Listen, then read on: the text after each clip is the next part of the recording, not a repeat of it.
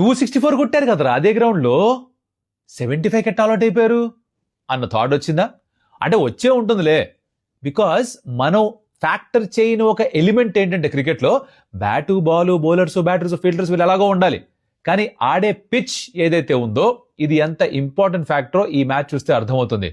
ఇప్పుడు వెన్యూ అదే, వేరే పిచ్ పైన ఆడడం స్టార్ట్ చేశారు. ఈ పిచ్ మీద బాల్ ఎక్కువ స్వింగ్ అయింది, సీమ్ అయింది, వాతావరణ పరిస్థితులు, దాని మీద ఉన్న ఆ ఎఫెక్ట్, తర్వాత స్పిన్నర్ వేసినప్పుడు బాల్ గ్రిప్ అయి టర్న్ అవుతోంది, సుయాష్ శర్మ లెగ్ స్పిన్నర్ తిరుగుతోంది, గుగ్లీ తిరుగుతోంది. అర్థమవుతుందా నేను చెప్తున్నాను? నెక్స్ట్ టైం ఒక మ్యాచ్ చూసినప్పుడు, స్పెషల్గా పిచ్ మీద ఆడుతున్నప్పుడు, టర్ఫ్ వికెట్ మీద ఆడుతున్నప్పుడు కాస్త ఇది గుర్తుపెట్టుకోండి. ఎక్కడైనా సరే బ్యాటర్లు వచ్చి కళ్ళు మూసం కొట్టే తరంలో చెత్త బౌలర్ వచ్చా కుదరదు. మనం చూసాంగా మొహమ్మద్ సిరాజ్, కగిసో రబాడ, ఇక్కడ భువనేశ్వర్ కుమార్, హేజల్ గాడ్ ఇచ్చి పడేశారు. హై క్వాలిటీ బౌలింగ్, కాస్త హెల్ప్ ఉండింది, ఉక్కిరి బిక్కిరి చేశారు బ్యాటర్స్ని.